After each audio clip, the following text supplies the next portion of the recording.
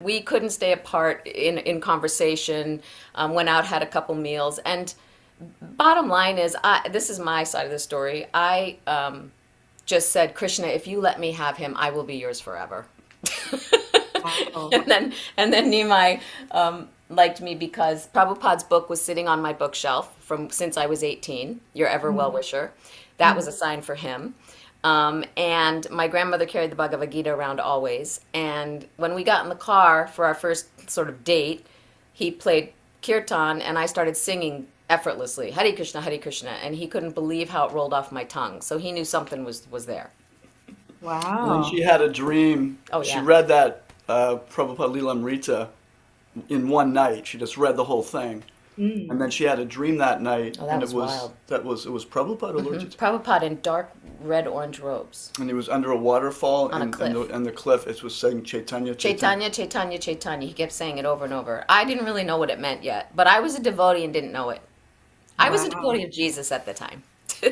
Yeah, So that's so a yeah, so when we met, and when like sometimes when you meet somebody and you tell them the Maha Mantra, you have mm, to repeat it to them a few times, and they go, "What is it?"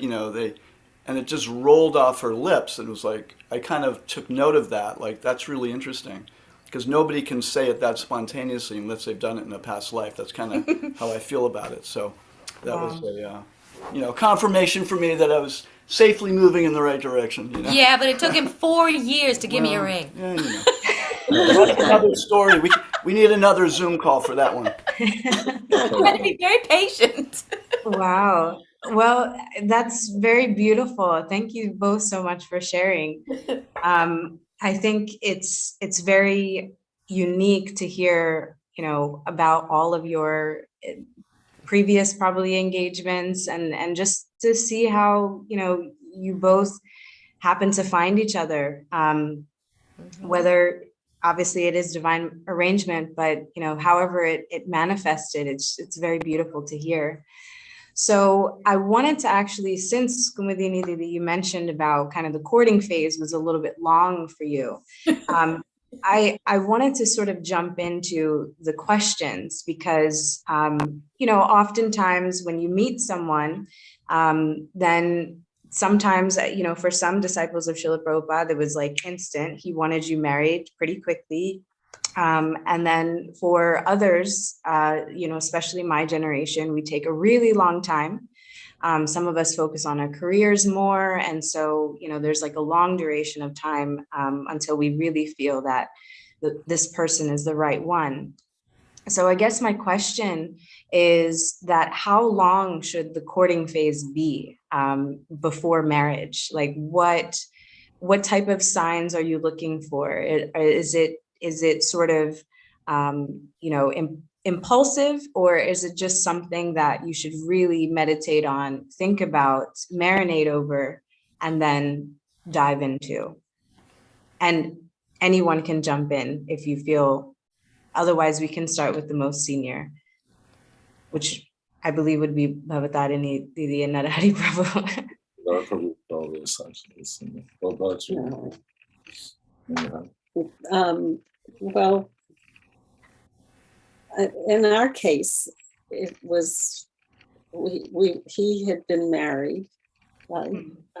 Yeah, so it was until 1985 that we actually no, in the 80s I was living in Los Angeles towards the end of the 70s. Excuse me. And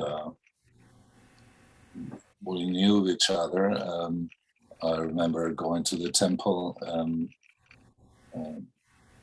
at that time, I was living outside the temple, and she would collect at the Sunday feast donations, and I remember her, so we say hello and like that. But it wasn't so. We met in '74, but we did different services in different parts of the world. We actually did I was friends with his first wife before she went to Argentina, and they were an arranged marriage. His brother-in-law was opened the temple there, and he arranged for them. Although he wanted to take sannyas and travel with the man that became his brother-in-law, he had other ideas. So he married him to our god sister Aha Dasi. But later on, Srila Prabhupada actually divorced them. This is the only, right? The only, yeah. I don't know of anybody else. But before that, I was visiting Los Angeles, and she had written a Govardhan Puja play, and we recorded it. Chutananda was the narrator, and Nrhari was also on it, Narayan, and I played various parts in the audio, and Krishna-conscious at Golden Avatar recorded it. So we worked on that together. And then his wife made a slideshow, and he and I were frantically coloring in all her drawings for the slideshow. And then we, all three of us, helped present the slideshow on Govardhan Puja. And another time we took our children together some places. And sometimes I would watch his son, and we were separated 7 years. 7 years they were separated. So during the 70s, actually, I ended up actually traveling from Europe to India with the Gargamuni Maharaj, devotees, and end up living in Vrindavan, and then so we were doing different services in different parts of the world. Right. So it wasn't until the 80s when we again were living in Los Angeles, and we met. And we didn't really know each other. So back to your question of how long should courtship should be, and she should think about things. And I don't know, it's a very individual thing, but in questions of, since we are devotees and practicing Vaishnavas,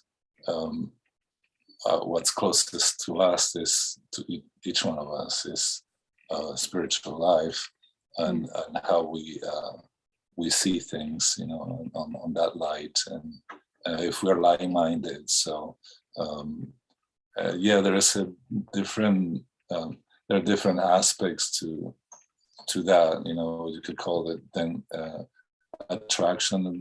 Mostly is to see if you can work together, walk together that journey of service to. In our case, we wanted to focus on Prabhupada. Later on, Gurudev came into our lives. In her case, came very early, and during the last days of Srila Prabhupada in his manifested Leela, that was 77. She said. But we didn't really have a courtship. We knew each other, and sometimes we dated. Well, not really. We knew each other, and sometimes he would bring my children back from his ex-wives or pick up his son. And I did tarot card readings, and I did a few tarot card readings for him. And one day when I did a tarot card reading for him, we decided that we should be married. Wow. Very nice. So you can say it took a while, and maybe it's years, but then it was brief, the moment that we really got to know each other. So. I noticed in your other ones, people were saying, well, I don't know about all these people getting multiple marriages in the movement. And I wanted to say that when I joined, it was, if you talk to the opposite sex, you had to be married. So, a lot of people wanted to talk to each other, so they got married. So there was no courtship, there was no astrological charts done. And that would be in the case when it was under the idea of the two people that they liked each other and not an arranged marriage. Then there were arranged marriages. And when I joined the movement, I already had 3 children and I was divorced and had 2 children living with me, and I had a boyfriend. And we moved into the temple, and they said that we would have to separate unless we got married. So we went down to City Hall with Balavanta and his wife, who later became Vallabhi, and we had a double civil wedding so that we could move into the temple. So, and then, I was married a few times, and then I was wearing white for 6 years, so I'm not really a good example of Krishna-conscious Vedic cultural marriage.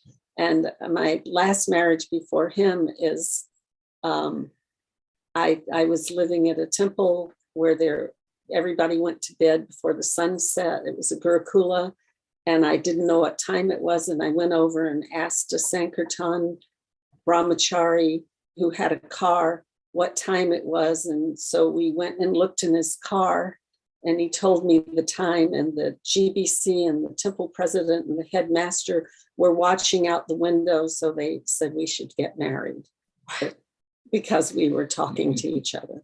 Wow. Yeah. Very interesting times. Right. Those days were very interesting. Thank you both. So very briefly, Bhudhara Prabhu, Lalita Didi, and also Kumudini Prabhu, Kumudini Didi, and Nimai Caitanya Prabhu, if you could just share about the courtship. And then also Bhudhara Prabhu, I wanted to also go to you because you do study astrology, and you have, read charts, you've read a few of mine. So I wanted to also for you to tie into, like Vedic astrology and compatibility into a follow-up answer. So please, either one. Maybe I'll defer to Nimai and his wife, and they can begin, and then I'll come in afterwards and tie it all up with answering your question. Is that a good idea? Sure. I'm going to jump in really quick and I'll let Nimai talk. Both my parents were astrologers, so I grew up with that awareness, first of all, and I'm 100% firm believer in comparing charts. Western or Vedic, doesn't matter. I'm personally a fan of Vedic. And I also believe that people are going to do what they do anyway, whether they choose, they're going to follow their chart, whether they consciously do or not, pretty much.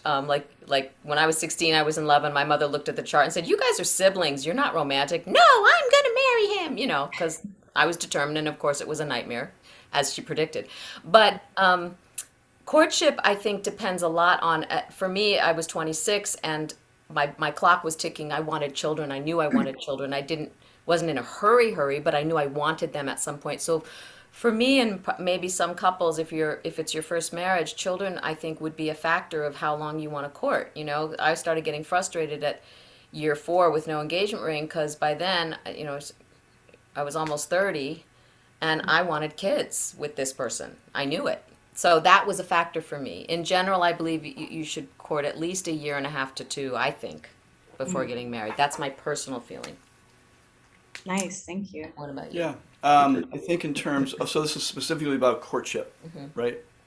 Yeah. And I think just some of there's some landmarks. I think the first major conflict, to see how you get through that, is important, because if you just base it on the romance phase, and then you if you don't go past that phase, if you get married too quickly, then you don't get to see how you're going to react, or how the other person's going to react when the shadows come up, or when the stressors come up, or the honeymoon's over. So I think it's important to get to know that person enough that you somewhere think that I could tolerate if that happens a few times in the next few years.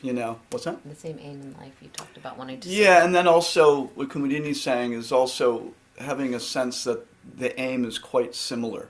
It doesn't have to be exactly the same, but a similar direction. I mean, we know that being Krishna conscious isn't really the only determining factor, because many devotees get together and it doesn't work out.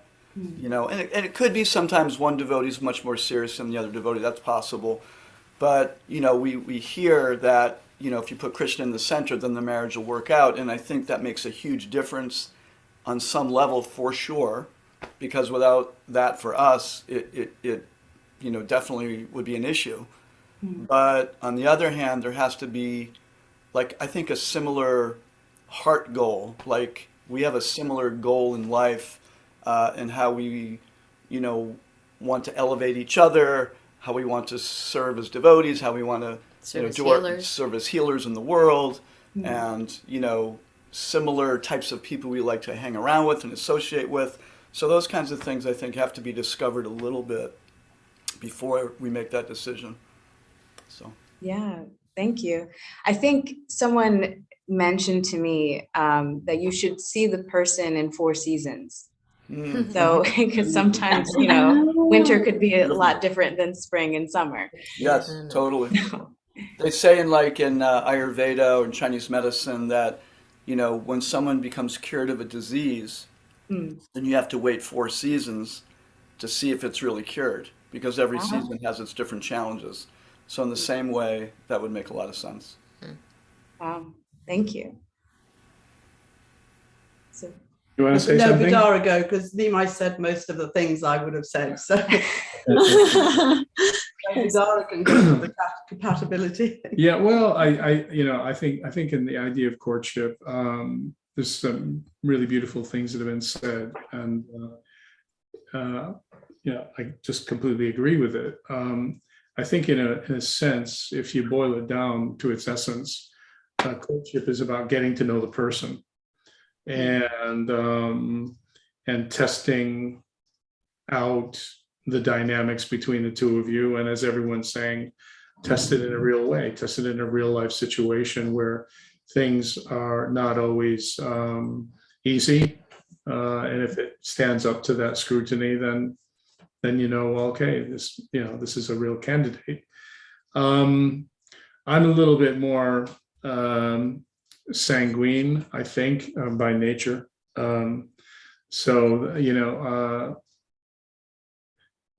me, courtship is about passion and about motivation, and I don't know. It was kind of easy for me with you because you are so beautiful inside and out, and I couldn't really hold back. So somehow it's stood the test of time, right? Yeah, I think it's when you meet your soulmate. If you know you've met your soulmate, then actually you sort of feel that.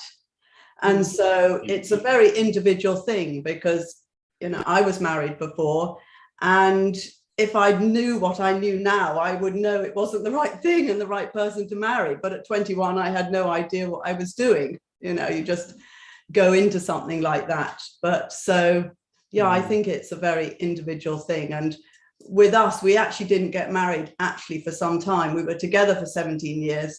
But we actually waited a long time so that all the children were really settled and everybody we were just really, really sattvic in the way we did it. So everybody was completely content and happy if we got married.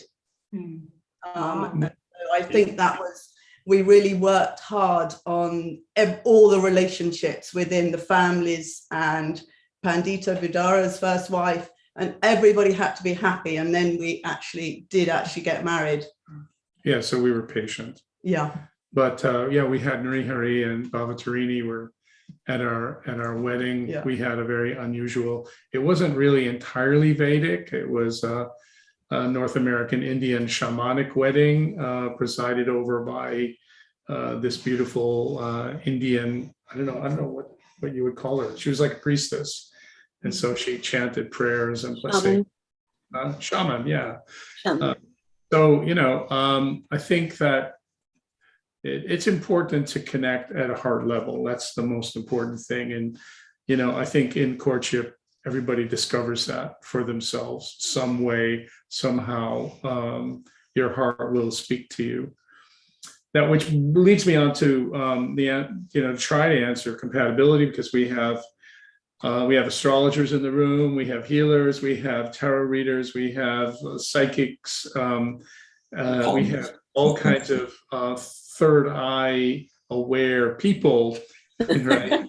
So they'll all relate. I'm sure they can tumble in and say all kinds of things about it. When people come to me and they say, can you do a compatibility? The first thing I ask is, well, are you looking, or are you already in a relationship? Because if you're already in a relationship, really the compatibility is about getting to understand the other person in a better way so that you can make it work. And it's rare that somebody comes to me and says, well, I'm kind of looking at in this direction. Do you think it might be a good compatibility?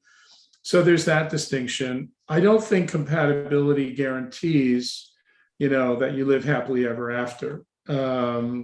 Padmanabh Goswami at Radharaman Temple in Vrindavan, he said to me that, and his wife is a pretty good astrologer, as I remember, and he said to me, well, your chart is like a plate of prasadam that Krishna puts in front of you, and it's up to you to kind of look at what's available and to pick what's available from the plate and then taste what's available to you. So I think that when I talk about compatibility to people, I say, well, marriage is as I understand it, is a pathway to self-realization. It's probably in some ways, there are certain creature comforts associated with marriage, but I think that it can be as challenging and fierce and demanding as being a sannyasi. So I think that, especially when you have your wife reflecting back to you what you're not really doing well, or what what you need to improve on, and you think, okay, well, thank you. You're kind of like a guru to me.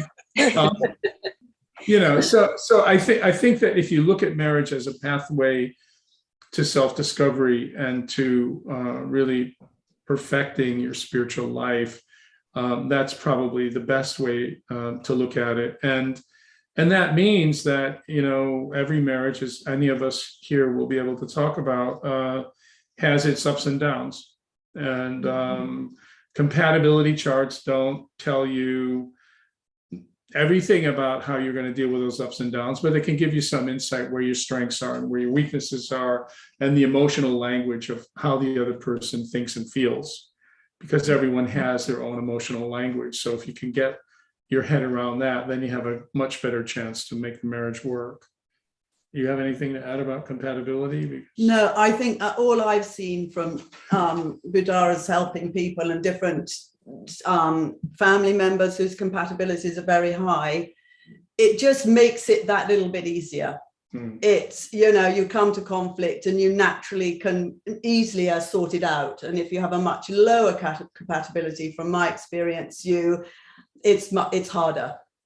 So it can be more challenging. More challenging, yeah. But I think the end of it is really, if there's a will, if there's a desire to approach the marriage from a self-realization point of view, you can do anything with what you've got.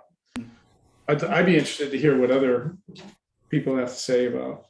I just want to add something, if I may, about that whole thought about courtship, and I liked what Bhudhara and I forgot his wife's name. Say it again. Lalita. I love that name. Sorry, Lalita. I know I've met you, but I just forgot. They talked about how their family, they made sure everyone was happy. That's really important. I think whether it's your family or your tribe or whoever's around you. And to that thought, when I was so frustrated, we'd been living together for 3 years and all this stuff, I was like, why is he dragging his feet? Is it me? Is it what? Is it fear? And so I just talked to a couple of very good friends of ours, different friends, old elders actually. They were both all a bit one not married, one was a monastic, one was a dear teacher and mentor to us in healing, and one was his dad. And And to the one of the friends came and said to Nimai, you know, look, every pot has its lid. I think she's your lid. You know? It's like, come on, guy. And you know, I think eventually, I mean, I trust he would have come around to it. And it sounds like I gave an ultimatum. I didn't really. And one friend's advice was wait 6 months, don't discuss it at all. Back That off, helps. back off the subject, which gave him space. And just when I met his dad for the first time, we went and just had a little lunch together. And I said, you know, I want to marry your son. I was like really clear, you know. So, you know, I think support, and by people who really know you or one of you at least very well, if not both of you, can be a nice, I don't know, touch point or something for clarity. Mm. And Wonderful, thank you.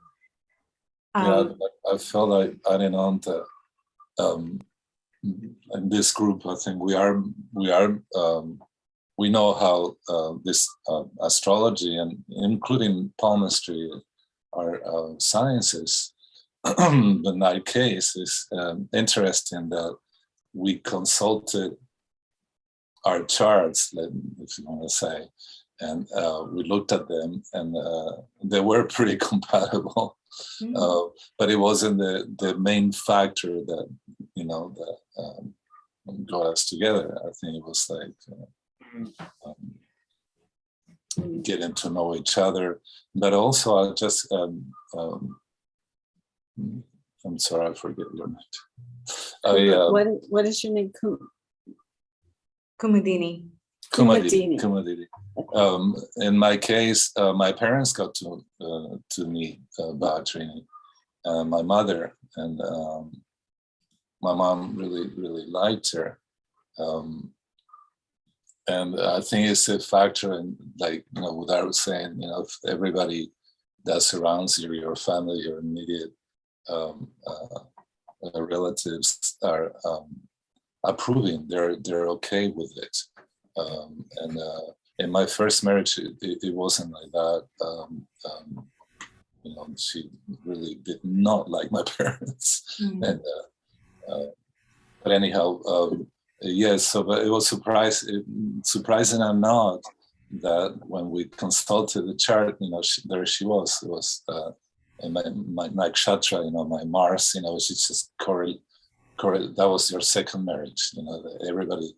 All my friends, including Keshava, and Bhutatma, he saw that we were, you know, to be really compatible, but it wasn't a factor that pushed us to the ultimate Thank you. decision. You can call me Kumu for short. That's what my friends call me. Okay. Kumu. What is it? Kumudini? Kumudini. Oh, Dini. I couldn't read it. I need less. Kumu. Oh, yeah, beautiful name. Kumu's easy. Thank you. Now, that's an interesting point that Kumudini brought up, because I think that one of the things that I've learned in my life experience is that if you want to get to know somebody in a courtship phase, get acquainted with their family. You know, there's an old saying that the apple doesn't fall far from the tree, and you know, like if you know you get, I can see that they're kind of going nodding yes, okay. Anyway, that's my experience. If you can do that, then it gives you a little bit of a inside view of what you might expect. And another point on that is getting to know the family, and if the person you're interested in has a horrible relationship with their parents, it doesn't mean everything, but it means something, because it could indicate some significant conflict down the road. How they handle relationships. How they handle relationships. Or if you yourself have a very strong aversion to your partner's parents, like verging on hatred, that's probably not too healthy either, because even if, you know, your partner at the time is angry at the parents, eventually there may still be some level of loyalty to them. And it's one thing for the son to be mad at the mother, but the daughter-in-law to be very negative toward the mother consistently could be an issue, you know, in time. I mean, and a little bit is fine, but if it's absolute hatred from one side to the other, that could be very challenging. So those are just things to keep to look at. Thank you. Very thorough answers. And I think that I have to kind of go back and rewatch this to be able to really digest everything, because all of you shared something really amazing. So let's then move from courtship and compatibility. Let's now move into you're married. So when you are married, someone told me that, you know, if you want to make a relationship work, a marriage work, then you put in the work. And everyone says that marriage is hard work. Someone, actually a patient of mine, just yesterday told me that when it comes to marriage, that oftentimes in the first year of marriage, sometimes it could be in the 14th year of marriage, but most of the time, first year of marriage, it's where you're giving 90% only to get back 10%. So I wanted to first ask, do you agree with that? And then secondly, that do you agree that in order for a relationship or marriage to work, that you just have to simply put in the work? It's not just as easy to say that, you find your soulmate and then it's easy. Sure, it's easier, but that it's easy, then you sort of just mesh together and then, it's all kind of fairy tale from then on. So anyone, I guess I should, maybe Bhudhara, Prabhu, and Lalita Didi, you can go first on this one. You want to go first? I think marriage is hard work, but it's also how you approach it. So there's always four aspects that I think about marriage is care, respect, responsibility, and knowledge. So if we think about all those different areas in a marriage, and we really, I feel it's hard work, but it's also really rewarding, because if you're supporting each other and you're really trying to help each other grow and you have the same values, and if you're both following Krishna consciousness and you're both trying to serve together, then I feel that you inspire each other and you support each other. And so it can sometimes feel like hard work, but it can sometimes feel like really you've really progressed in your relationship and in your spiritual life from putting the work in. You get so many realizations together and on your own from that perspective. That's a little bit. I think this question, you could talk for hours just on this one question. Very briefly, I would say that relationships take on an element of work when you're trying to make the other person something that fits your expectation of them. Right. So in other words, instead of looking at who they really are and going, okay, I'm going to do the work by being patient. I'm going to do the work by nurturing them. I'm going to show up for them. I'm going to tolerate whatever I might have to tolerate because I want to bring the best of them out, right? Then it's not work, it's passion. Then, like love takes effort. And I would use the word effort more than I would use the word work, because work kind of has a pejorative, connotation to it. It's like, oh, it's drudgery. I mean, it can be drudgery, but I think it can be drudgery when you're not really resonating on the same wavelength, when you're not really accepting the other person for who they are. That's and could talk so much more about and encouraging them really to be who they truly are. So that I mean, like, the idea that I'm gonna like find a perfect Vedic wife and she's gonna be some goddess and I want to make her my notion of what that is. That's a recipe for disaster. Whereas if I start out thinking, well, she is a goddess and I have to get acquainted with her in that way, then it becomes something of discovery more than more than anything. And that's a lot of fun. Hmm. So goes from work to fun, Yeah. right? Yeah.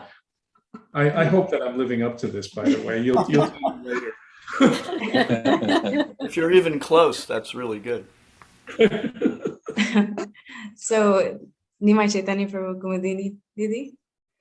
So I like what Bhudhara said about work versus effort in Lalita. That makes a lot of sense, because it is, it's sort of like a phrase. It's hard work. Marriage is hard work, but it is effort. And we hear love is a choice also. Mm. And one of the things I was thinking before was, what is it hard work? It's not until it is, which also means when it hits, for the most part we flow really well until we hit something, and we either one of us or both of us gets tweaked. And then at that moment it's not so easy. No. I mean, it's definitely, the false ego comes up and patterns come up and these things. I think one of the indications of a decent marriage is if they don't come up constantly and consistently where they're so much in your face that you can't tolerate it. But they come up, and generally speaking, both in our own unique ways, which we get to learn how we both handle that over the years, we work it out. We go through it together, we go through it on our own, and it works. Here's a funny story, and Kumudini's an energy healer. And we learned a technique once about exploding negativity out of your aura, where you literally go, you see the person, you explode them right out. So we had a argument in the morning before I was going to work, and I was literally getting in my car, and I was feeling really irritable, and I was thinking, great, I have a client who I'm supposed to go do a healing on, feeling like this. This is not a good place to start. And as I'm getting in my car, she yells from the front steps, "Oh, just explode me on the way to work." So, and I was like, I was mad at her, but I'm like, wow, that's pretty generous that she's telling me to explode her on the way to work. So I'm literally in the car going, exploding her. And all of a sudden I was like, I'm still kind of mad, but I can't even feel it. It was almost like I still wanted to be mad, but I couldn't even think of it anymore, because I knew what I was upset about, but I cleared the negativity, I cleared the trigger to some degree, and I was in a more stable place. But that's just an example. We have to figure out how we move through things. And as Bhudhara was saying, if the goal is self-realization, and for pretty much that's our goal, God realization and self-realization, we have our own ways of getting there, and unique ways of thinking about it sometimes, but in general it's very much the same.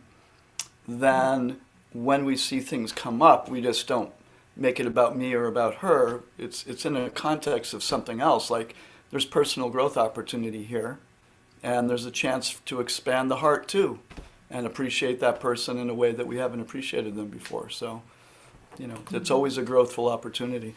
And having said that, if it's so often, if it's constant fighting, constant stress, constant disagreement, then maybe that person isn't the right person for you. I wouldn't function like that, but anyway. Say something. I just, a lot of thoughts are coming to me. I think it's very multi-layered, multifaceted. It's a little bit compatibility, a little bit where you're at in your soul's evolution of personal growth, how much you've worked on yourself, how conscious you are, all of that stuff in terms of how much work goes into making a marriage. Because either I'm really spaced out and just completely out of my body, or I'm in denial, or else this marriage to me has been just, it feels like it's been 5 years and it flows. It's so been, in my experience, so kind of effortless or easy. And maybe it's because of who I'm married to, I don't know, but I know that when and if I'm challenged or struggling with something in our relationship, which is rare, I have learned, I guess, through my own process or work, that it's always about me. I have to go in here and look at me always, because, little example, and also forgiving each other space. Bhudhara was saying, let that person be who they are, and you bring out the best in them. So I don't like to cook. I'm not a natural cook. I have a big thing around cooking. I get stressed, I get tense, I get anxious about it. Probably because of my upbringing. My mom didn't cook. And so when I cook, it's great and I can do it, but it's not often. And now I just tease Nimai and say, you would be huge if I cooked. So, but he's gentle about it, you know, but when I realize I'm tired and I want to get up and make food for him, he has worked all day at the office and I want there to be something for him. I don't care if it's, you know, frozen vegan pizza. Make the effort. To me, that's the work, like showing up when you're tired, and that's an act of love, and he totally appreciates it, and he doesn't give me a hard time when I don't. And he communicated to me, because he knew this about me, okay, honey, just let me know, have the kids been fed, and then it'll be okay. You know, like you work it out, but I have to bring it home to myself first and foremost, always. What's the battle going on in me that's making me believe there's a problem here or that it's hard, you know? And then if it really is a communication thing or something, then have the courage to speak it. Get a reality check. I don't know if Thank that you. made any sense, but Yes, I love that. Very Prabhuji, wonderful. were you gonna say? Okay, go ahead. No, I was just thinking one time Sriman Maharaj, Gurudev, was talking about Krishna's marriage. And it was to Satyabhama. And he spoke, he said, they had their arguments. They had their arguments. And at one point, Krishna says, oh, let her go back to her father. She's just like her father. And so, you know, it's there. There's going to be some friction, but really maintaining, it's like Bhudhara said, there's initial, there's love there. It's like, what are your goals too as a couple? Do you agree in many different, it's like, Kumu was saying, there's so many levels to this. Mind-wise, you know, what do we see? I mean, it's not that just, yeah, we want to be Krishna conscious, but how we see Krishna consciousness too. If we are compatible in that vision or how we understand something. It's funny, I just saw a show, it was about parenting and Krishna consciousness. And this, I think it was a sannyasi or I think it was a brahmachari in Indian family counseling and talking about, you know, because I remember just joining the movement, you know, when they said, oh, you get married. So, oh, really? It wasn't in my plan. And, well, where is marriage in Krishna consciousness? You know, so it's not, the sannyas that married us. They no, don't worry, it's just not like, you know, a regular marriage. And in our case, we were leaving society, we were leaving all this Western or this culture to adopt a new culture. And so we had our ideals. And it's like Bhudhara was saying, you know, so you want to have this particular ideal of the superwoman. And in this case, they were discussing about children. And I remember, want to create or control the person. Right, to control the person, or we want to control the situation. And like they will say, you know, control yourself. Don't worry about that. And so at one point, these two men were discussing, and one was saying, you know, you want to have a Prahlad Maharaj for your son. For your son, you know, and I kind of flashed back and said, yeah, when I had a child, I wanted to be this way, you know, and I had no idea. I mean, children are children, so you can't get fanatic and say this is terrible, and you know, it's your fault or my fault, you know. But if we see that always, like you're saying, just fine. What is happening really is a result of your choices too, that, you know, can't blame others. But I just made a joke. I said, well, you want to have a Prahlad, then let's see, you might have to become a very mean Hiranyakashipu.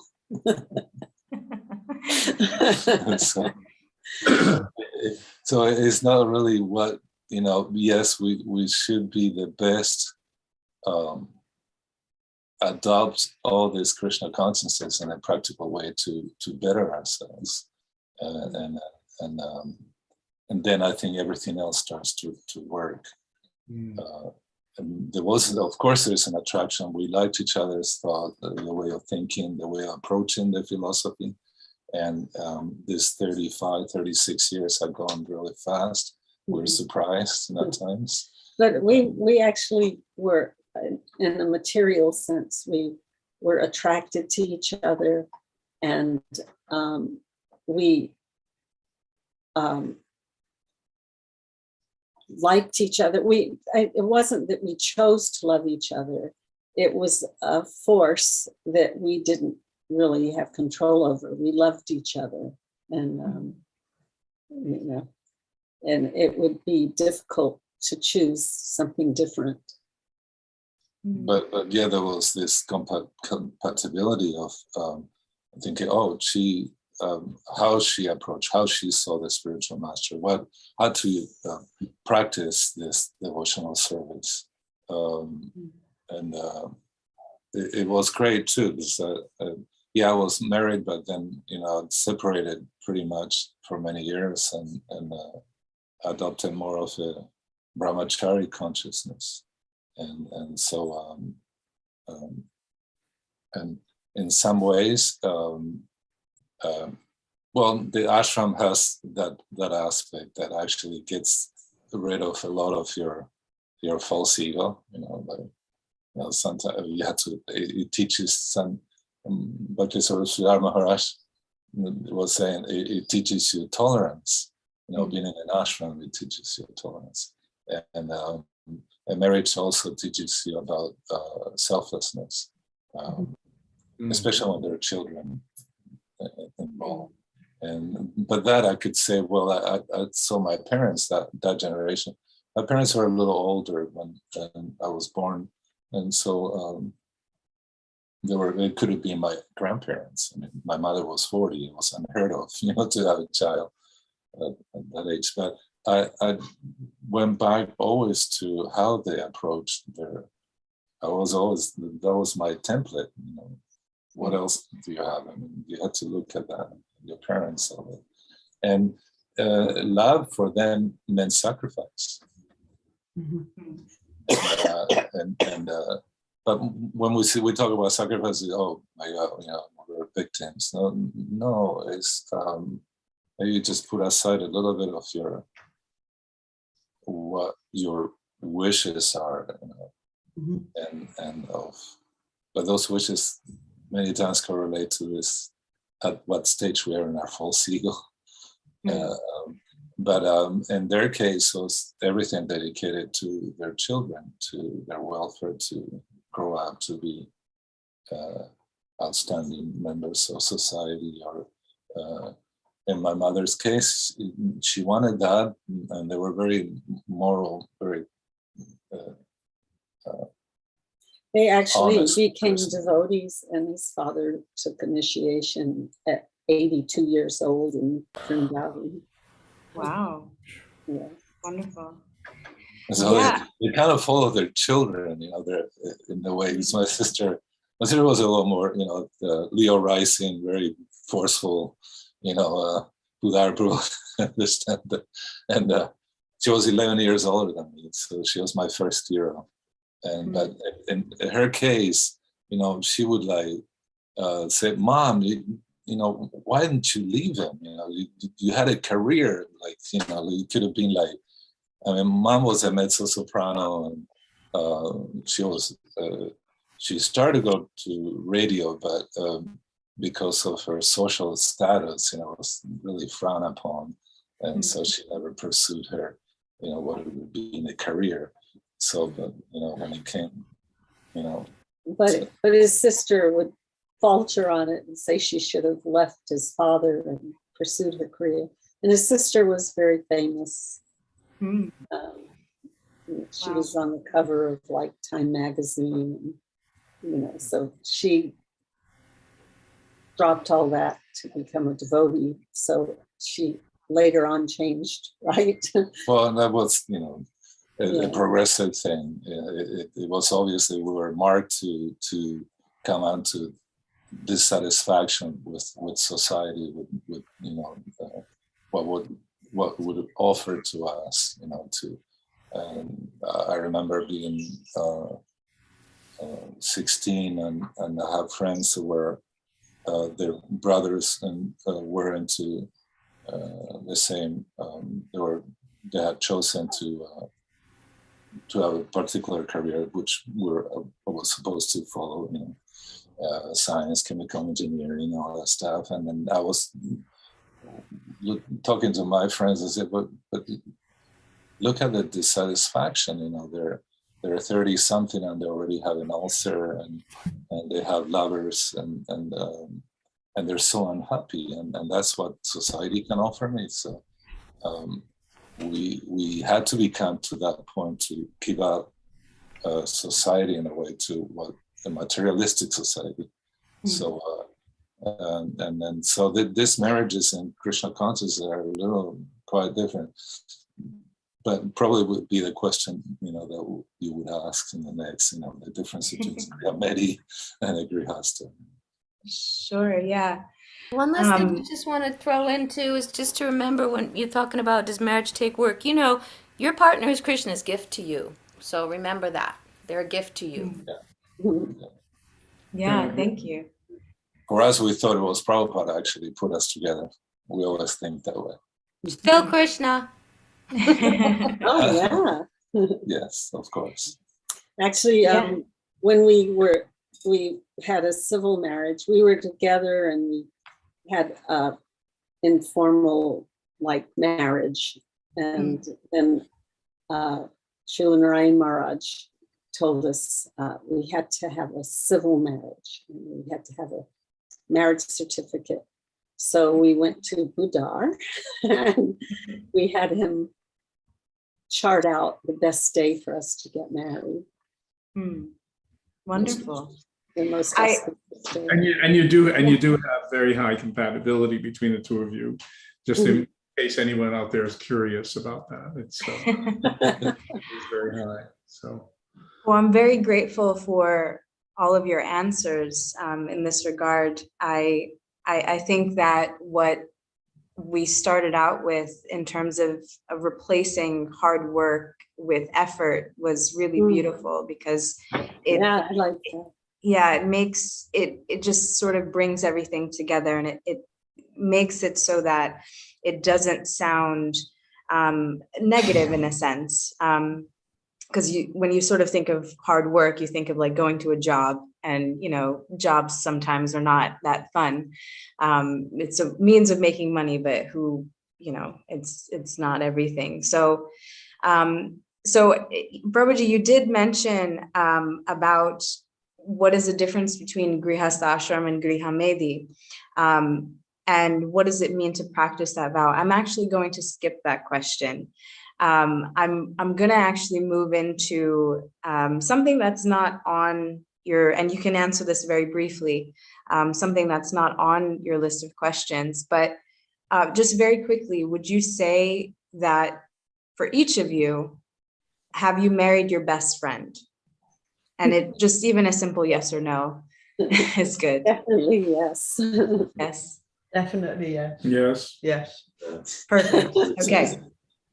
So now, the wives, I would like you to answer this question, and then the husbands, you'll follow. So for the wives, I would like you to answer that what is the role of the husband? And then opposite for the husbands, what is the role of a wife? What makes the ideal wife, or what makes the ideal husband? Is traditional role, is that best? Is that how you operate? Or is it just kind of what works for you? So Kumudini and Nimai Caitanya Prabhu, we can start with you both. Okay. For me, it's a blend. Maybe this is partly generational, I don't know, but I'm a child of the 70s, 60s, 70s. But I to feel supported and nurtured and protected feels important to me as a person, whether I were a male or female. I imagine my emotional body, my being likes to feel stability. and security and partnership. And I like to contribute and know that I am capable to contribute, like financially and stuff, but also stability, I think, is very important for me as a female, as a wife, as a home, as a creator of the ambience of the home, vibrationally speaking. And in order to do that, I need to know that there's consistency and presence and reliability. And so for me and a husband, that's what I would need and want and have. Gentleness, not, what's the word, dictatorship, but also strong and leadership. And, not afraid to be a partner and say, honey, I think if he says to me, no, you're out of line here. Or even if it's a financial thing or something I want, and no, we can't do that right now. And I'll say, well, why, blah, blah. And he'll say, well, look at the numbers. And I'm like, well, those are just numbers. We can create a miracle, and all that. But ultimately, it's not like he gets the final say, but he actually could get the final say in a way that I am included in. So I feel seen, I feel heard, I feel valued, I feel safe, I feel held, and I feel anchored and stable. Great. Bhavatarini Didi?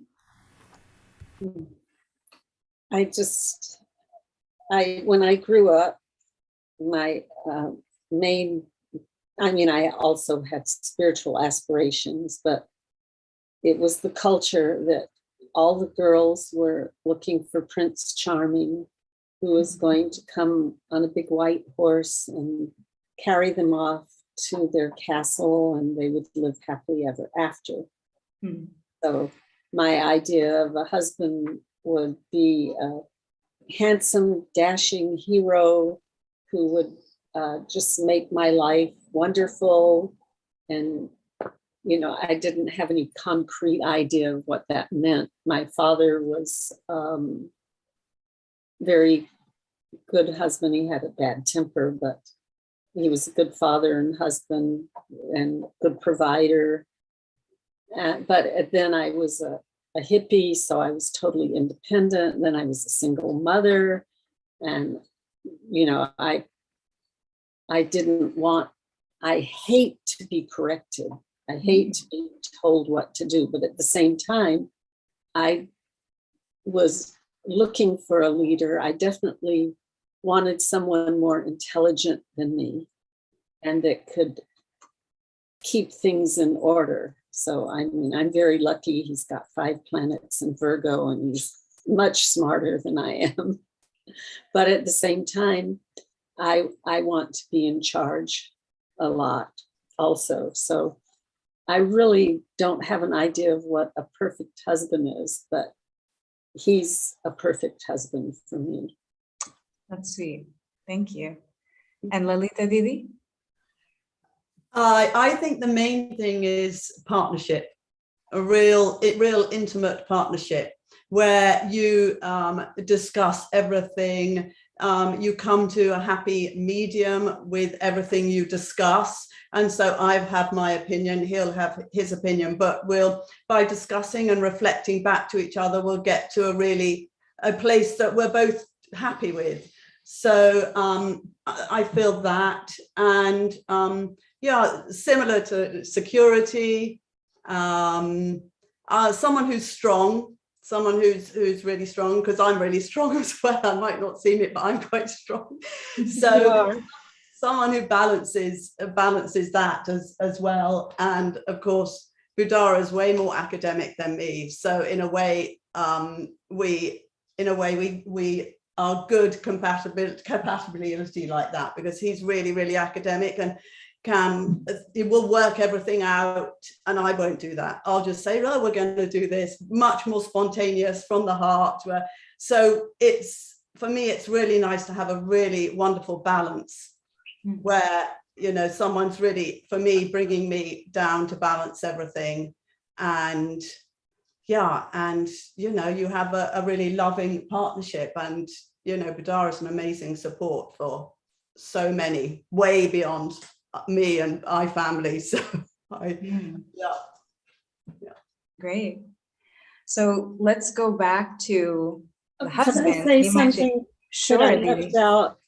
He and I are both musicians and artists, Hmm. and that's a very important part of our relationship. Even before we had a relationship, we were involved in producing a slideshow and music and a drama. And when we first were together, I was in an all-girls band, and he used to actually come to rehearsals and add things to what we were doing. And we've been playing music and then doing art. We would do artwork together. We'd have all the children working on paintings with us. And in that sense, sometimes I'm the leader. Like, I'll say, okay, he'll say, oh, we're going to do a show, and I'll come up with what's going to be in the show. So like what Lalita was saying, it's a partnership. But Yeah. I left out one of the most important ingredients of our marriage is our music. We actually Yeah. write songs together, and And we run a business together, so similar. It's part, your yeah, creative force in life is definitely a partnership. right. Now, it's challenging, you would say that it takes some effort, because, like, for example, in writing, what do you think you want this, song to sound like, or when to come in, or what harmonies, or like that. It could get a little. We have our biggest fights with music, and we have our highlights, the most wonderful times together. Like one time we're practicing a song, and he said, "You're playing it wrong." And I'm going, "I wrote it. How can I be playing it wrong?" That's great. That's, honestly, Didi and Prabhu, we could never tell on any of the Zoom calls because you practice so well and you sing so well. So it's beautiful. Life is gonna be on stage, be ready for whatever. And musicians know this, I mean, sometimes a lot of things go wrong. Mics don't work, this and that, zap by one of them. Your mood could change, but you have a show to do. You have something to give, that, you have something to contribute, for the betterment, everybody, including yourself.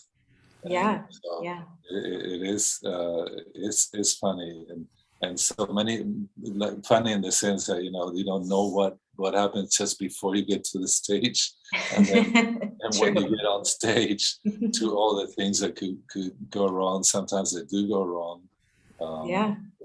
But you have to, detachment has to be there, and I think it's like Lalita was saying, it's partnership, and when we are not flexible about and trying to impose our opinion as the only one, as the valid opinion, because I read, or because Prabhupada said this and like that, or no, it's you have to work things out. It's like the song, and how it's for that to be the best, and so we love each other, so that we want each other to progress to the ultimate goal of attaining Krishna Prem, which is like very, very, very, very high goal. Yeah. And so I love what Gurudev said. If you're married, stay there. If you're not married, stay there. Work it out. Make your stand where you are. And so that will be the difference between Grhastha and Grihamedi. Yeah, thank you. Thank you for answering that. So Nimai, Caitanya, Prabhu. So now we're going to switch to the husbands. So your question is, what is an ideal wife? And how does she act? And yes, this is the perfect answer. You might get in trouble if you answer anything else. But yes, so Nimai Chaitanya Prabhu, we can start with you. Okay. Well, the first thing is to give up conceptions of what a perfect wife is pretty early on. But there's certain things that you don't give up. You know, there's certain things you don't give up. The things that, and I think we're going to talk about this later, but the things that really touched my heart with Kumudini, those things haven't changed. And, you know, I mean, there's so many things, but some of them around the way she can open my heart and open other people's hearts, and her directness and her honesty and the way she just speaks her mind. For me in the beginning was a little scary at times. I mean, she'd go to the temples. I mean, she never lived in a temple. No. You know, we were in Berkeley and the Swami's talking, and she stands up and says, "How come none of the women are dancing? What's wrong with this place?" You know, basically. I And never had a father, so So, you know, so the kirtan, the women danced more than they ever danced at the Berkeley Temple, I think, that night. So things like that happen around her somehow. But it's coming from a place of innocence and love. And, you know, so the qualities in a wife, I mean, I value the nurturance that she gives me. I mean, I definitely appreciate that female energy, that kindness, that open-heartedness, the emotionalness. I tend to not. I am very emotional, but it takes me a while to get there. And you know, she cracked my heart open in certain situations. When I see her feeling something, it gives me permission to feel it. So there's a lot there on an emotional level that's very, very powerful. She's incredibly. It's very important to me that devoted to the children. She's been extremely devoted. That's really important to me. And the other beautiful thing is, in time, you see how that plays out. You know, it's one thing to externally appear like you're a good mother, but over time, you see how that relationship with the children continues. And even the things that may be, like she said, she's a great cook actually, but she doesn't really like to cook that much. It's not her natural go-to. And for me, that was a little bit of an issue in the beginning. And I had to, but she takes care of the kids. You know, she does what's necessary. They're good and strong and healthy, you know. So some of those concerns that early on, and also because, you know, oh, that's not how a devotee wife should be. And so I had to let go of a few things in order to make things work in my own consciousness around things. but he's a good cook. Yeah, I'm a pretty good Oh cook. no. So, you know, I mean, to me, heart presence, being present, love, that's what really cuts it for me in a wife, you know. So. Beautiful. Thank you. So, Nrhari Prabhu, what makes an ideal wife? It's like what's the standard of beauty? It's such a personal thing. What's beautiful to us maybe might be okay for somebody else. And so there were I had an upbringing in a very loving, peaceful home. There were arguments, but they were private and they were always resolved. So my ideal was my parents and my mother.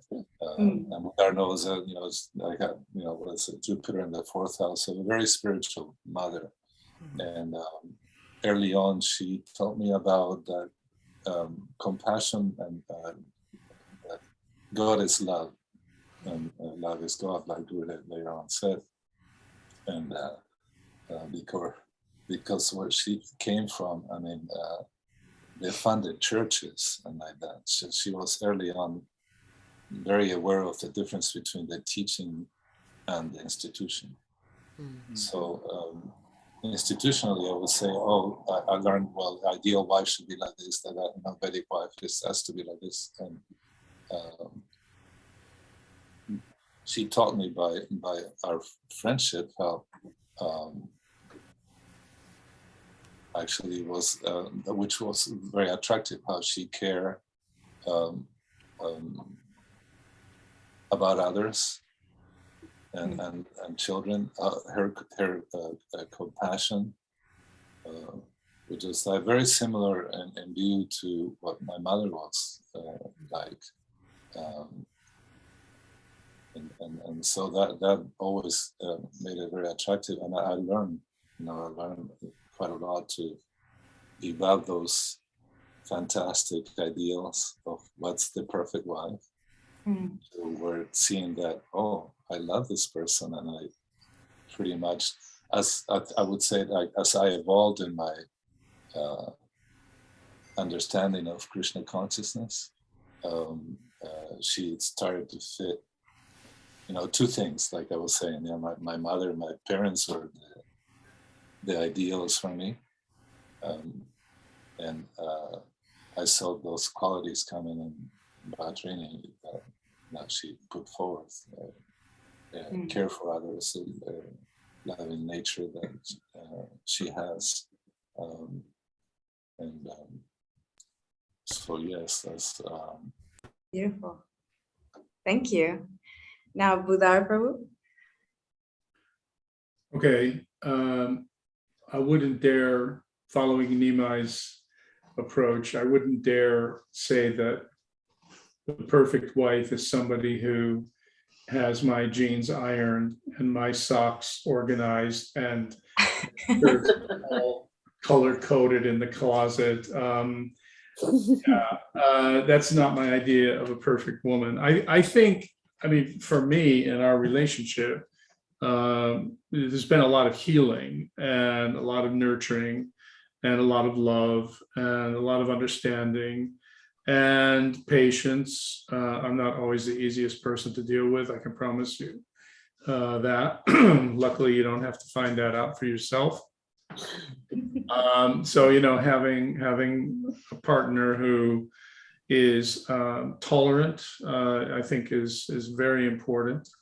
And I think more than anything, somebody who is able to look beyond all the faults and see what my good intentions are. That I'm actually showing up for the relationship, and I'm doing my best in the relationship as much as I can at every moment. And I think that's really important for me anyway. And I think, I could echo what everybody else has already said, but I think I would just add in one thing that I found with you, which is that there's a compatibility of a desire to be on this spiritual adventure together. So, well, what does this really mean? Who is this Krishna? And what is it? What is praying? Or what is seva? Or, what is bhav? Or, as devotees, we use all these terms, but, to really dig into that is, I find it sometimes it's challenging, it's exciting, it's scary in a way, I can say that also. But to have a companion who's willing to take that journey with me, I think is how I would define the perfect wife or the perfect partner for me. Thank you. That was so beautiful. I just have to, I so appreciate what you're just saying, because, taking this spiritual journey together is a huge part of the perfect wife, principle. And just a real quickie, she makes a really sweet environment. And that I didn't know that was important to me, and I take it for granted. I really do. But she does it so naturally. So every once in a while, I'll just sit back and go, wow, none of this would be here if it was me.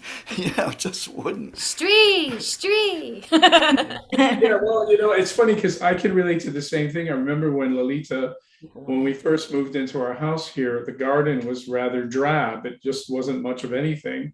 And she said, well, we're gonna make a garden. And I said, okay, great.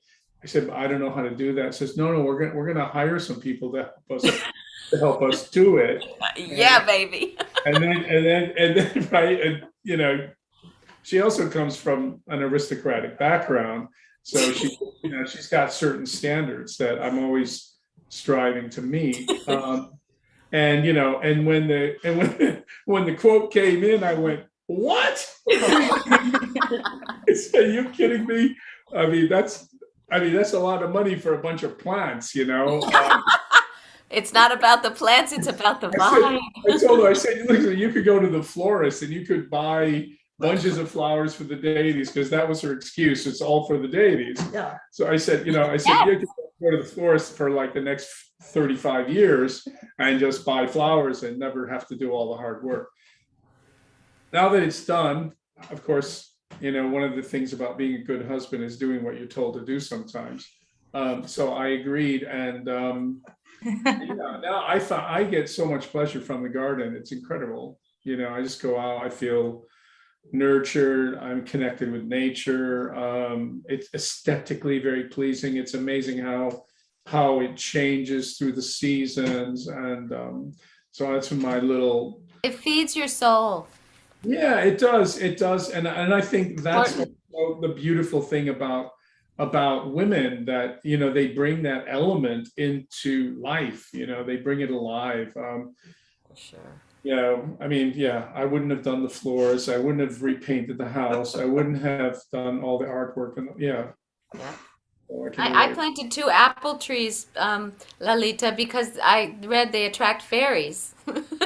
Oh, I love that. We have hawthorn trees outside. Yeah. I have to admit, it's the opposite. He is very artistic. He would help. When he was living in Vrindavan, people would come from other temples. He would take them shopping for the deities. Oh, nice. He's so he built this house with two of the doors have sandblasted Krishna on them, and He's aesthetic. it's just Virgo. He also dresses me. Virgo. Yeah, he buys me beautiful clothes and jewelry, and Nice. It's that's another thing for a woman looking for a man. Any man who doesn't like to go shopping with his wife, don't get No into go. it. I mean, that's one of the most fun things a Yeah. guy can do. But I love to, so I don't care. Is to go and shop with your wife, right? Yeah. No, I gotta go I home. didn't You mind slow me it. down. I go shopping with my husband. That's cool. I was actually a tomboy, and my mother was raised like her father. She was the first child, so he treated her like a son, and he didn't cook. Now, of course, we're Jewish. Most Jewish women didn't cook in my society, and she didn't cook, and she taught horseback riding as a hobby, and and she used to, shopping wasn't one of her main fun things. So, it's like I go shopping with him.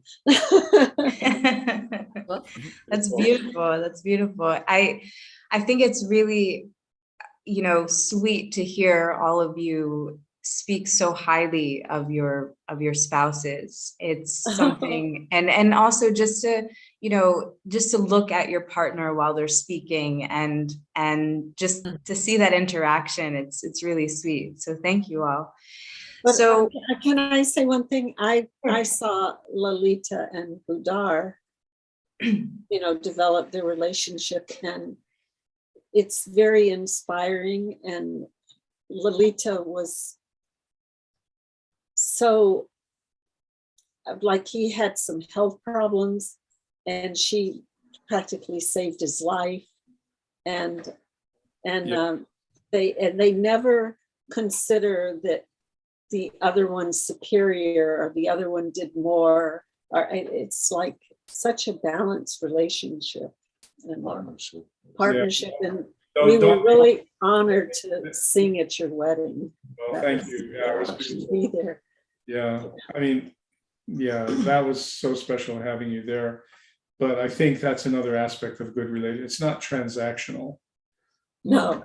You know, it's not like you don't keep a balance sheet. When you start doing that in a relationship, you know that you better call in the relationship doctors quickly because it's almost terminal. Wow. Yeah.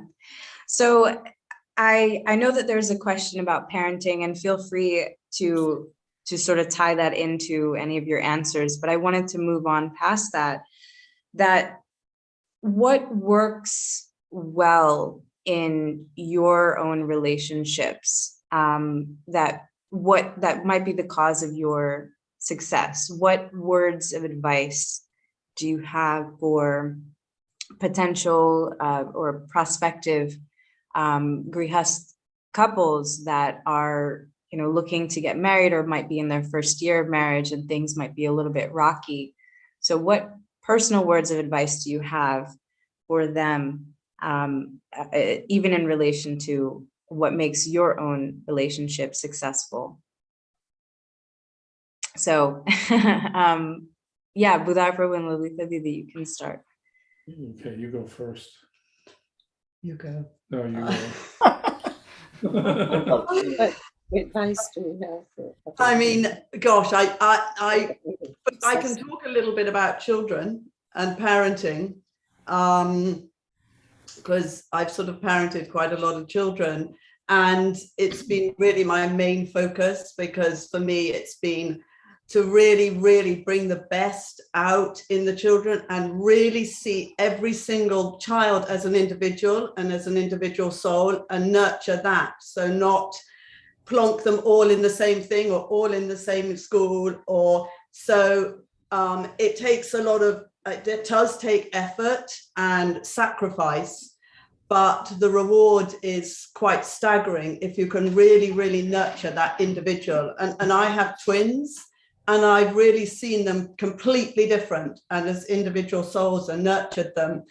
And I feel, yeah, that's really brought amazing human beings. And they also, if you can not force anything on them, but actually be an example to them, whether it's Krishna consciousness or whatever, we don't force ours to do anything, no verses, nothing. And they all, you know, just by giving them prashadam, and my lot were, when they met Bhudhara, the youngest was 10, who obviously was with Gurudev a lot, but the others didn't, the twins didn't meet Gurudev. And it's amazing how just by being who you are and being example and just really establishing your values together, and how they just naturally come along.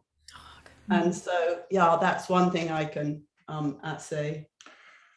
When it comes to what makes a relationship work, what I would say, I agree with you on all those points. In fact, we've talked a lot about the philosophy of approaching serving the children, because the children for us are, you know, we see them as atmas, as jivas, that, you know, they're not ours. Oh. Right? We have a responsibility to do the best for them that, you know, we can, so that they can grow and mature and to become fully the versions of themselves that they want to be. I think that's kind of been a theme that's run through everything that we do. Another thing I would say is trust is really important. If, you know, in a relationship, if you don't feel that, you know, it's probably hard to manufacture. But if it's not there, it's probably a sign that you should maybe work at that or make some effort there. So trust, patience, tolerance, compassion, being able to compromise is really important. Sometimes you need to know just when you don't have to be right. I'm speaking mostly for myself here. So that's what I would say. Thank you. Are mine. So Bhavatarini Didi and Nrhari Prabhu.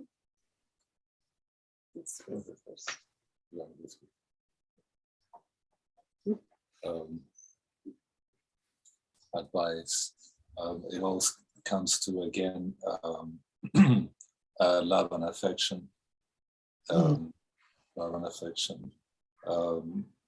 And many times we could get a little confused on that one. And some people say, well, you're, too wishy-washy, the children needs, and, there's got to be discipline. So it's a balance.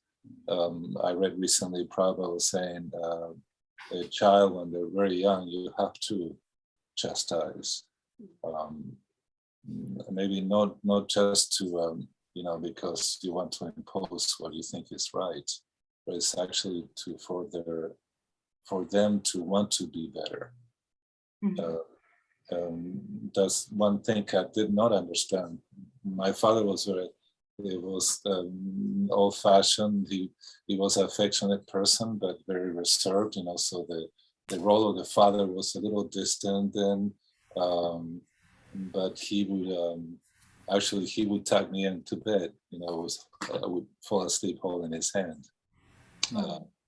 But there was always, I did not want to displease him. All he had to do is just put a stern face, and the same as my mom.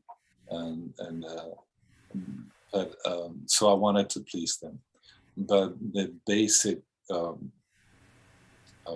principle behind all is love and affection. And so because we come with individual, that's one thing I learned to also keep up your expectations about this person. It has to be like a Prahlad Maharaj, or she's gonna be the Draupadi, and what about us? So and children would look at your actions rather than what you say, pretty much. And so be ideal to yourself, and I would say, and make an ideal person, try to better yourself, and then deal with them, your spouse, your children, with love and affection.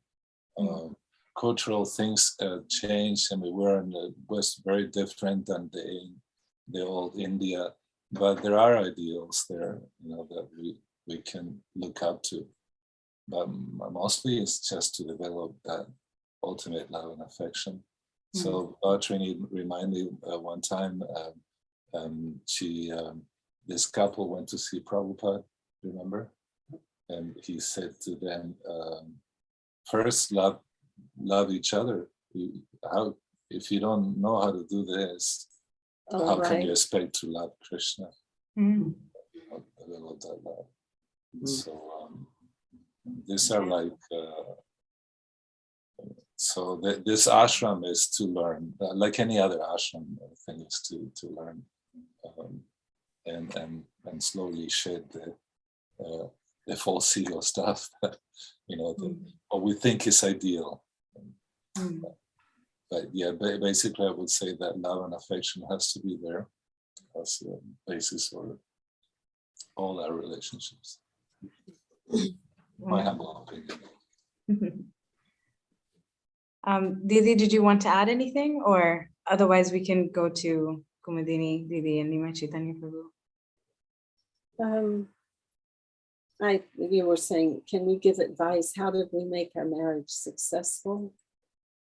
Well, of course, he's right, love and affection, but I don't know how we were blessed to make it successful. But, we did have the idea that we were going to stay married until he took sannyas or one of us died, but we didn't. We did have that basic idea, but we actually are married because of our material situation, that we think we're our bodies, and so but the love and affection is higher than just the bodily concept. Thank you. So, Kumudini, Didi, Nimai Caitanya Prabhu? Yes, so many things. Oh, love, respect, patience, compassion, remembering they're a soul unto themselves. You are not responsible for their journey or their happiness or well-being ultimately, but you contribute to that by being who you are and taking care of your soul.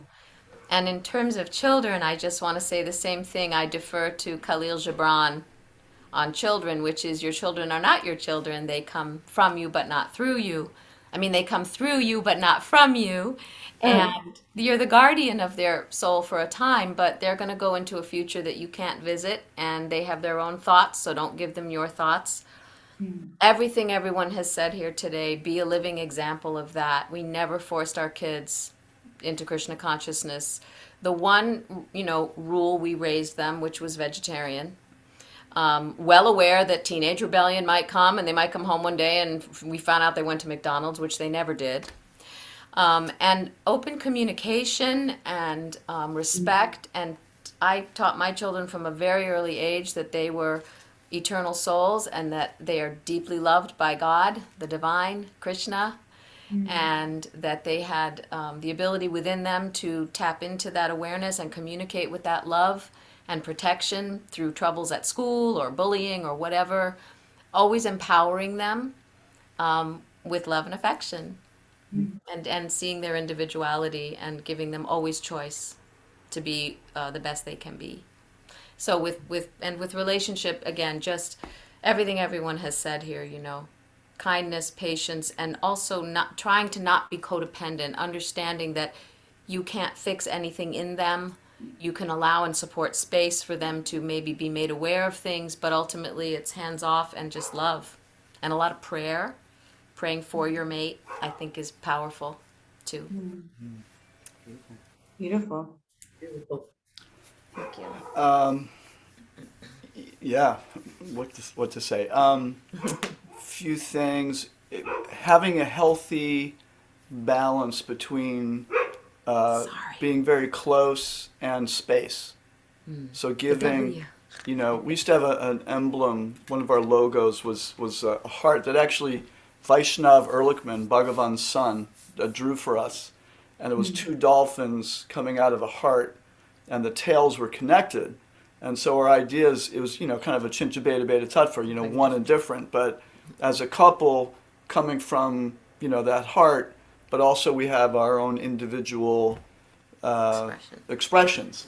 So even as healers, when we got together, our vision initially was, we're going to do everything together. We're going to teach together.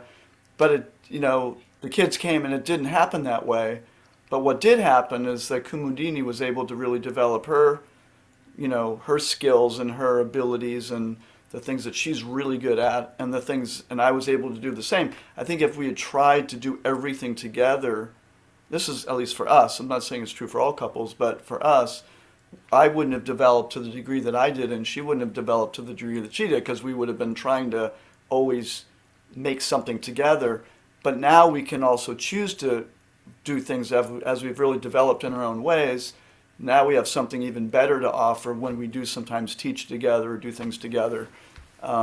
That's really important.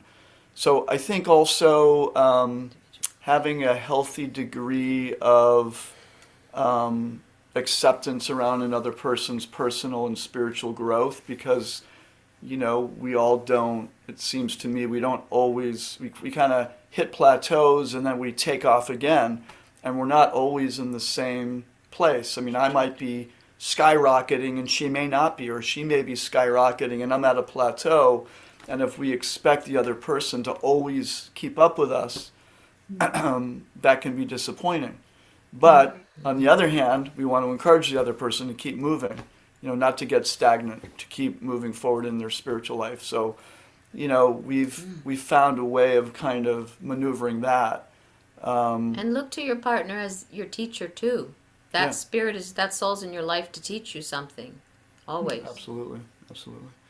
And then as far as children go, like Kumudini said, we never forced our kids, but we created opportunities where, we had, when there was a lot of traveling, a lot of swamis come and stay at our house. And, oftentimes when the kids were little, they would be downstairs on their video games, but they loved it when the Swamis came, and they loved it when we had programs. I mean, my son would say, "We having a program this weekend?" And, he'd still go downstairs and play his video games, and he'd come up and hang around with the devotees, and, then he'd go back down again, but he loved it. And so he got to really like the devotees, and he liked the attention, and he liked, the Presence. kirtans, and he liked hearing, and then we never forced them to stay for the programs. And what I'm seeing is that now they often ask really good questions. And so I really try my best not to miss an opportunity. So like when they're, if one of my sons is really like asking a serious question about Krishna consciousness or life, that's like Krishna's giving me an opportunity to teach something right now. But I didn't force that on them as they were growing up. They would hear it, and we would share some things. We would read, baby Krishna books when they were kids, and stuff like that. But they're both becoming more and more, I would say, open and interested as they get older. So He's really wet. Sorry. running around in the snow out there. Thank you all so much. I think what I've gathered from, all of you mentioned, all kind of ingredients to make, a marriage successful. And then in terms of parenting, that love and affection, and also not forcing anything on your child. I remember growing up, being raised by a single mother, and, all the time, every single, like, we would go to sleep to it, wake up to it, kirtan was always on. And so, whether it be Srila Prabhupada or it be the Vaishnava children, like Lord Krishna and Balaram went to Dalavan, like all of that stuff. And then gradually, that love for kirtan developed, and it wasn't, naturally there's a rhythm, there's a musicality to it, but also that, you're hearing the holy names as well.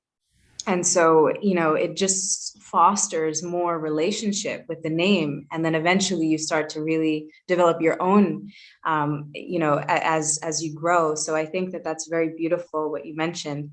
I know we're kind of short on time, but I wanted to actually ask about conflict. All of you kind of touched on it a little bit. But I wanted to ask kind of two things. One, conflict is going to arise no matter what. It doesn't necessarily have to be in marriage. It rises in any relationship, friendship, parent to child, and all of that stuff. But if you're going to argue, what's the best way to do it? And then how to also avoid conflict, and if that is even possible, which it sounds like it might not be. But maybe Bhavatarini, Didiji, and Nrhari Prabhu, you can start.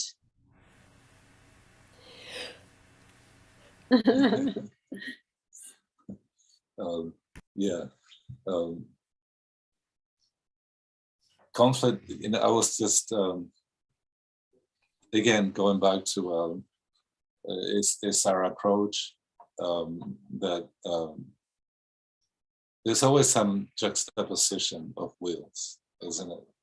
I mean, we learned that actually our true friend is Gurudev. That's the ideal, that because why? He's a manifestation of Super Soul, who's the closest thing we have to our heart. They know all our desires and everything about us. And so in knowing this, I think that to forgive and forget plays a really great part, because conflict, like you said, it will arise. We're dealing with what we have since we, myself, I'm not realized there. I'm not appearing, but so I work with my mind, and so it's very important to have that discipline of like hear always the supreme intelligence, how to deal with it. So I learned through acharyas that one Bhaman Maharaj in his letters, he talks about forgive and forget. It's when you come to that stage where you have to put your false ego aside, you know, in order to go on from there. It's like we say, you know, agree to disagree. Sometimes you know, might be an approach to how do we deal with a certain situation, especially about the children and like that. When we got together, she had teenage children. I had no idea. I had one child, and due to circumstances, I wasn't able to be with him due to the mother and whatever. You know, I'm sorry, but so I never. I jumped from having a small child. Years went by, and then getting together, getting married, and having teenage children, and younger, and younger ones, and a toddler. And a toddler. So we always did that. I mean, actually, we didn't force anything, but we did bring it to, and they loved that. And having a mother that, well, Bhavatarini wrote children's, you know, from adopted Krishna book to, she would read to them. But so every night, like in my old house and my mom, you know, there was always music, there was always singing. And she would sing, put him to sleep that way. You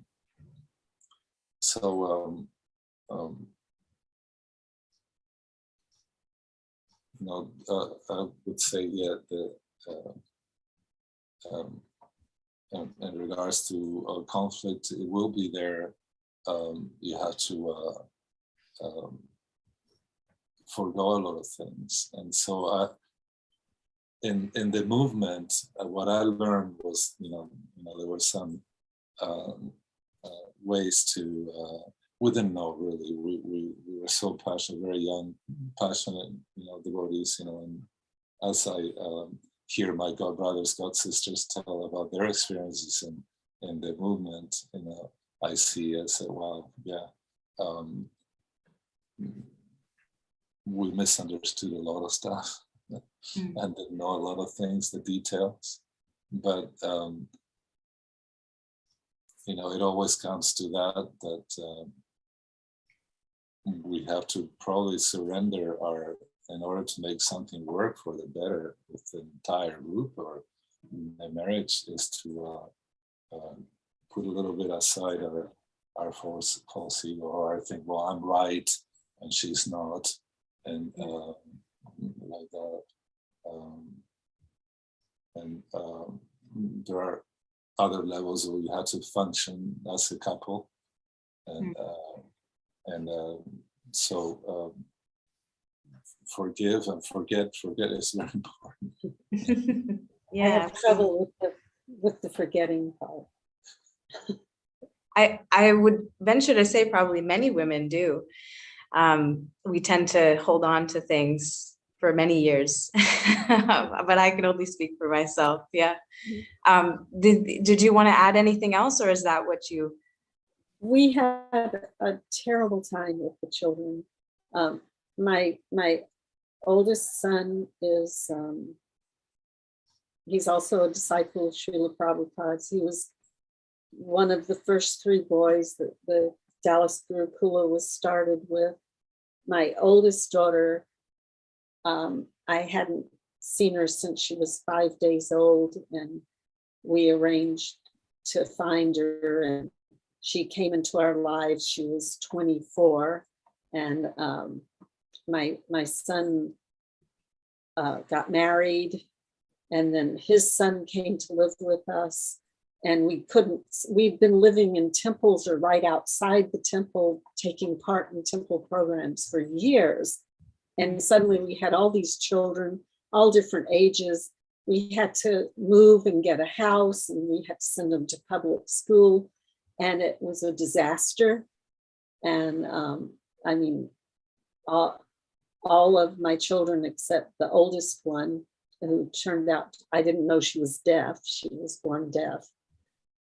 All of my children are devotees on some level, and they did take part in hosting Bhakti Sundar Govinda Maharaj, and we were with the Sri Caitanya Math for a while, and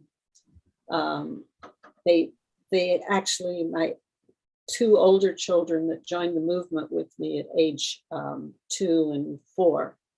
They took really active parts in hosting Govinda Maharaj. My daughter cooked for him for 200 people under a tent, and they arranged programs, and all the children and some of the grandchildren took initiation and Harinam, and one of our grandsons went to the Gurukula in Badger, but it was a disaster. We had really traumatic things happen, horrible out of a bad movie, you know. So, you know. Well, But it's just being in a unique situation. There was a lot of healing to be done.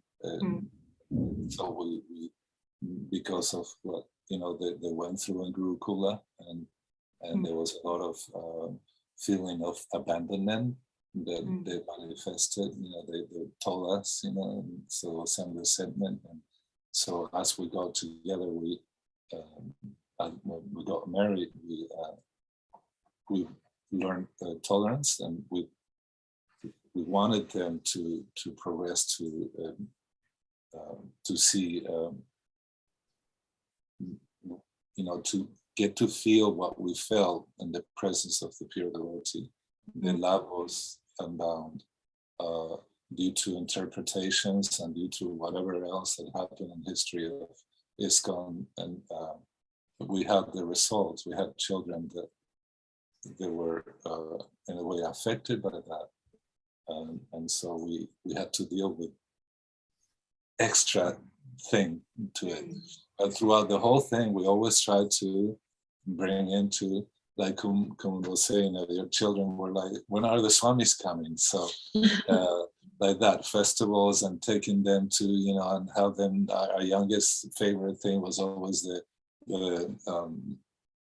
curd steaks, they call them, and the Rath Yatras, the curd patties, peas and tomatoes. So he actually made that for Srila Gurudev Narayan Maharaj. As the years went by, so we always brought him to see the real devotees, and so and then give out our expectations of what they have to be like. What they're going to be like. They have their own package. You know, it's like Kuman would say, we don't see their future. We don't know where. But you'll be surprised. I mean, they advise me now. And sometimes the youngest one comes and it's amazing stuff, you know, and you know, he lives this lifestyle, and he was a totally computer gamer. He taught himself how to read and write. He didn't want to go to school. Wow. You know, so each one was a very different personality. We had a very scholastic older son who's a historian. You know, he's like an amazing person. You know, so karmas, you know, each one comes with their package. But so our situation was kind of unique in that sense. But like I said, I mean, forcing anything that's in, you know, yeah. Thank you. Thank you so much. So Nimai, Caitanya Prabhu, and Kumudini Didi? Conflict? Conflict, yes. I don't have any. We don't until we do. Which isn't often. Which isn't so much, no. We flow. We flow, but we you know, we have our moments. Like it's normal, because not everybody thinks the same. I think having two things that just come to mind is respect for the other person, and being able to tolerate the sensation of your false ego coming up, and whatever that feels like. It's literally, for me, it's like a physical sensation of like something that I haven't quite identified. Bhudhara probably has some really good words for it, but you know, it's like to learn how to tolerate that really weird feeling of they don't agree with me, or I'm right and she's wrong, or I can't be wrong, or it feels really terrible to be wrong, or whatever it is. It's like a sensation, and literally learning how to tolerate that feeling of, you know, that takes a certain kind of personal work, and certainly, that's one of the benefits of being in the association of pure Mahabhagavad Rasika Vaishnav, because you realize that, how much further I have to go, spiritually, and that's always very healthy to know that there's a lot further to go than, and just because I may be accomplished in certain areas in life doesn't mean that there's not a whole lot, more improvement and growth that can be there. And I know we haven't had much time today to talk about the discrepancies in Srila Gurudev, what Srila Prabhupada said, or whatever.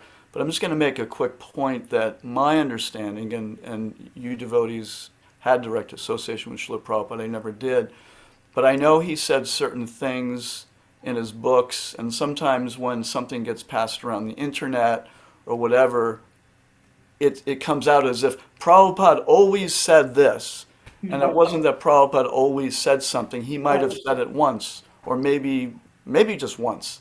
And because it's written, and because it gets passed around, he always said that. But what isn't always put out there, what did he always say in his private letters to his disciples that were oftentimes very different than the statement that's going around the internet? And he was a lot more broad-minded. He was, without, no offense, he was a contradiction in many ways, because he would say one thing in some circumstances, this is what the pure devotee does, and then he says something very different in another circumstance. And he was very fluid, and he worked with situations as they arose. And my gosh, I would love to ask him some of the questions that we're asking him right now. And I think that's why we're very fortunate that we had Srila Gurudev, because he could reconcile some of those things that we heard from Srila Prabhupada, and he made it clear. Some of those things became very clear. So, there are a couple things in the Bhagavatam that I'm like, I kind of wish that wasn't in there. That's honestly, but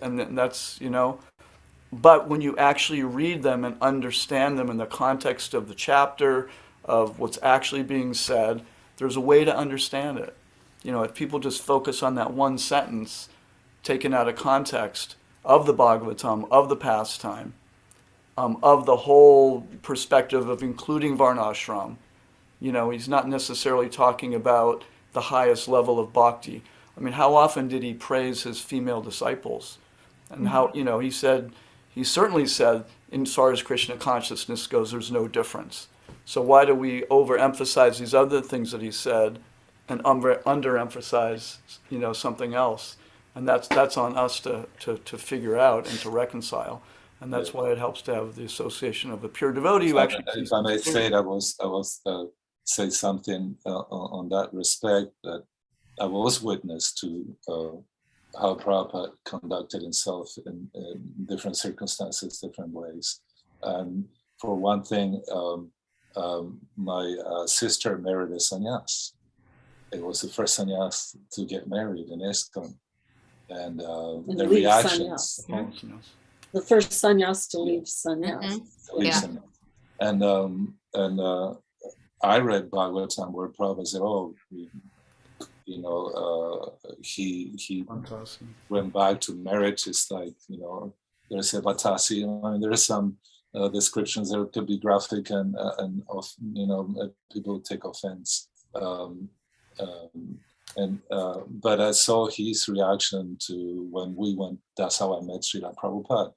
I was brought to Los Angeles with my sister to meet Srila Prabhupada, and my brother-in-law. First thing, of course, he was. He said he's very sorry that what he had done, and fall down. And Prabhupada took it as a very light thing. No, he said, that's okay, that's all right. Now you preach double. So, and he went on to praise, my sister. So it's always encouraging. It's like Prabhu was saying, Nimai was saying, if we learn things through the internet, and the conceptions of each devotee, I mean, we might end up having a very different a view of who that personality is. And I witnessed him in so many different circumstances, and there was always very different, very encouraging, and he was very humorous. In Chicago, he was asked, what you said, women are inferior. They have a smaller brain than men, and 34 and ounces. 34 and and have 32 ounces. 64. Some men have 64 ounces, right?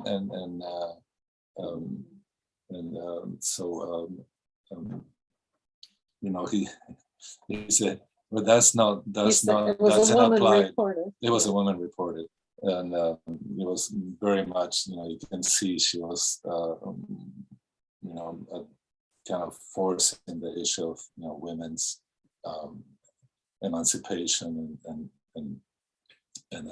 which Prabhupada didn't really face. I mean, he did things that they were so-called orthodox to make ashrams where women were allowed. And like Nimai was saying, the instructions sometimes seem a little contradictory. And so if you just read something out of context out of the Bhagavatam, so we need to learn the entire thing. You didn't finish. And, You were saying he's humorous. So he Oh, said oh, to so the then, woman, you join he our said, no, movement you'll have a 64 ounce if you join our movement. brain. There's no distinction. It's offensive to think, the background of anybody because of their female or because they're, whatever race or a creed. But he said, and men can join too. He said, we also accept we men also in our accept men. movement." He says, you join our movement, you will have a 64 ounce brain. And we also allow men to join. and then also instructions sometimes were given to that particular person in a particular circumstance. And so we had the tendency to make it, everything is the same for everybody. As Lalita was saying, I can't put the child in the same school because they're different temperaments. Yeah, we're personalists. That definitely is, and it's a family matter. No, it's not business. It's family.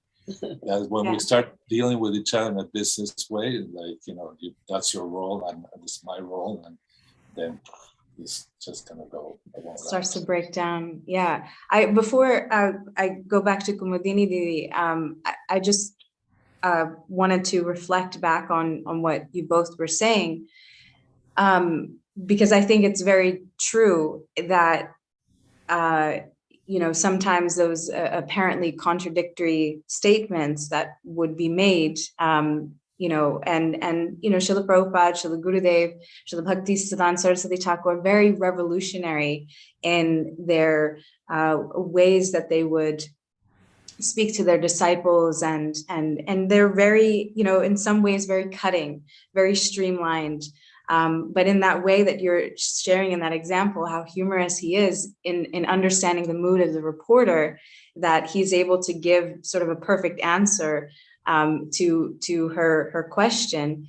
And I think too that it's you do see the aspects of Srila Prabhupada, like what Nimai Chaitanya Prabhu was saying, that he's, and also Nrhari Prabhu, that he is extremely broad-minded in the sense that women were also allowed to be able to go on the altar, and be able to serve, which was not really heard of in India, but in the West, women were allowed to do that. He personally handed a mridanga off to one of his female disciples to start playing. So he gave so much opportunity, and then even to our beloved, his Jadharani Didi, our Shamrani Didi, that I remember him saying that, wherever she will go to preach, that I will also be there. I will also follow. So he gave so much encouragement to his daughters, just in the same way that Srila Gurudev gave so much encouragement. I mean, Srila Gurudev really hammered that in, especially to his daughters, about being bold preachers and not meow, meow, meow like a kitten, but roaring like lions, and not having so much dependency on, say, a male figure per se, for our sustenance, but being able to really rely on Guru and Krishna. to receive that. So beautiful that I'm so happy that you brought that up, Prabhuji, because I know I did kind of just for the sake of time, and I know we're over the time. I had to skip over some of the questions, but I'm very happy that you brought that up. So Kumudini Didi, did you want to share about? Well, I just want to say on this topic now, because I'm thinking of a memory with Gurudev and Narayan Maharaj Gurudev, and I don't know if I asked him directly, but I heard it said, or Nimai said it to me, or something. I know Gurudev was involved in this thought. And it was, I asked, why do the males get so much more attention from him? Like, why do they get to go on the morning walk and talk with him and women don't, and all of that? And he might have been in a letter that he would correspond with us in a letter. He said something like, because women's hearts are already softer and devotional for Krishna, and men need more work and discipline to get their bhakti. And women by nature have that softer thing. I personally loved that answer. I don't care if it was sexist. I liked it. Yes. But in terms of conflict, I just want to say, when I'm not feeling huffy and prideful and want to pout out of the room, I would ideally say try to remember that to treat your mate like you would want to be treated in a situation. I would want him to stay and listen and hear me out in the room. I would want him to have patience and compassion for my frustration and anger and hear the point I'm trying to make. And God knows I'm not perfect at that, but ideally that could be remembered in conflict. Thank you. Yeah. So finally, Bhudhara Prabhu and Lalita Didi. Before I answer the question, I'm just going to make a couple of quick comments in regard to some of the comments that have just been made. Lalita's dad, who's going to be 95 years old, old Englishman through and through, Queen's English and all that. Whenever he raises his glass to toast, he looks at me and he says, "Good men are hard to find." And when you talk about equality of the sexes and brain size and all that stuff, Gurudev said to me that he wanted me to educate my daughters to a very high degree of education. So I had to send them to private school and get them to university, and they've all achieved that. They've gone to Oxford and SOAS and School of Oriental and African Studies and so on. So I think that there's a cultural misapprehension about women that somehow distorts the pure realization of what our philosophy is really all about. I don't really see that distinction between men and women as being relevant at all. And in terms of why are good men hard to find, I'm saying that to all the young women out there. They are hard to find, and I think when you're looking for somebody, you really want to try to find the qualities in a man that the ladies here have touched on in terms of what makes a good husband. When it comes to conflict, my understanding of conflict is that it arises from discordant or opposite perception. So I have one perception of a subject and you have another perception of a subject. So, and usually that's what gives rise to any kind of conflict or misunderstanding. So the way around that, in my mind, and it's not always easy to do, is it? I'm looking at you because, we don't, we try to do it, but it's not always easy, but it does work, is if you listen patiently to the other person's point of view, and instead of talking at it, you reflect back to them what you've heard. Mm-hmm. You do that. So you instead of making a value judgment about it, or bringing in your own bias, you just say, well, this is what I've heard you say. Is that correct? Mhm. And usually what that does is the other person then thinks, oh, well, actually, I've been heard. And the guard gets let down, their heart opens up, and there's more of a chance for that kind of exchange of that, what's called reflective listening, to kind of diffuse any conflict that might be in the room. And really that is aimed at, just understanding the other person's point of view. It may not be your point of view, but their point of view is just as equally valid as yours. It's theirs. And to argue with it is just to almost unintentionally diminish them as a person. Absolutely right. And that's really what we don't want to do. That is not Vaishnav culture at all. Yeah, and that was Gurudev's in that Harmony book. He really talked about that, didn't he? Yeah. Yeah. So those are my 2 cents. Do you have anything to add to that? No, you added what I was going to say. Okay, good. Okay.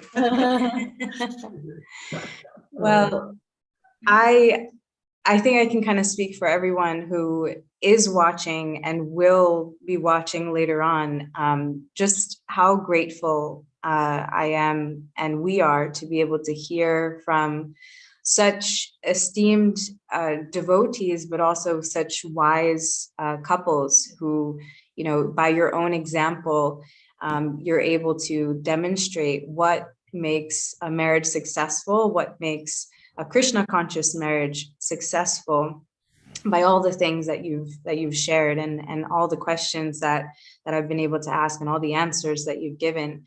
I really appreciate you spending these over now 2 hours, with me, just sitting very patiently, and I'm so grateful. So our next Grhastha Perspective is not going to be until March, where I'm going to actually have some more senior devotees as well, because it seems like the youth is a little bit shy to come on, and they feel that they're not very a good example of what Grihastha Ashram is. So I can understand that there's some shyness involved.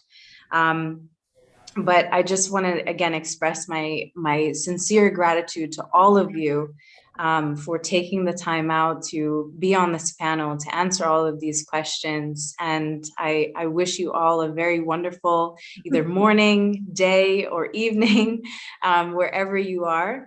And please stay on after I close the live stream. So please join us again for a Grhastha Perspective in March, and we'll continue this conversation, and I hope to be able to meet each of these couples again, hopefully in real life, but for now on Zoom, as much as we can handle. So Hare Krishna, Dandavat Pranam. Avancha kalpatarubhyascha kripa sindhubheva cha patitanam bhavanebhyo vaishnavebhyo namo namah.